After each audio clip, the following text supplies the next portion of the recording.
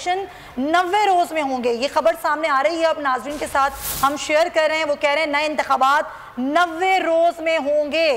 ये फारूक हबीब की जानिब से कहा गया है और बड़ी अहम डेवलपमेंट्स हो रही हैं। ये ट्वीट उनकी जानिब से किया गया है और जिस तरह वज़ीर आज़म ने असम्बलियाँ डिसॉल्व करने का कह दिया, नए इलेक्शन का कह दिया, तो फारूक हबीब का ये ट्वीट जिसमें इन्होंने ये कहा है कि नए इंतखाबात अब 90 रोज में होंगे, यानी कि इलेक्शन की तैयारी की जाए।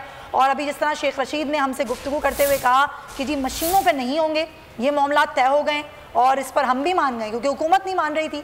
इलेक्ट्रॉनिक वोटिंग मशीन पर बज़िद थी हुकूमत, लेकिन अब हुकूमत भी मान गई। हुकूमत कह रही ठीक है मशीन के बगैर ही होंगे, जैसे उन्हें यहाँ ओवरसीज़ पाकिस्तानियों को वोट के हक़ की बात की जा रही है। लेकिन अब इंतखाबात, नए इंतखाबात 90 रोज में होंगे। एकदम से सिनेरियो चेंज हो चुका है। मुल्क का बिल्कुल मंजरनामा, सियासी मंजरनामा नाजरीन मुल्क का बिल्कुल तब्दील हो गया है।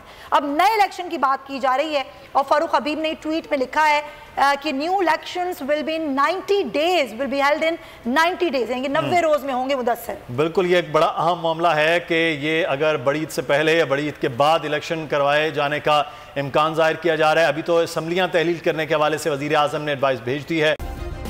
सब्सक्राइब करें और बेल दबाएं ताकि कोई खबर रह न जाए।